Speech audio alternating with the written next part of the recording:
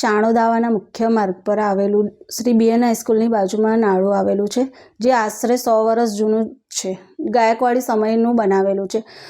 તંત્ર દ્વારા અહીંયા સ્થળ તપાસ કરવામાં આવી ત્યારે જાણવા મળ્યું કે આ નાળું જર્જરિત હાલતમાં છે. ત્યારે તેમના આદેશ પ્રમાણે ભારદારી વાહનોની અવરજવર બંધ કરવામાં આવી. તેના પગલે ધ્યાન રાખીને પંચાયત તરફથી એમને ત્યાં અરજી કરી અને તમામ ભારદારી વાહનો બંધ રાખવા માટે અપીલ કરાઈ છે.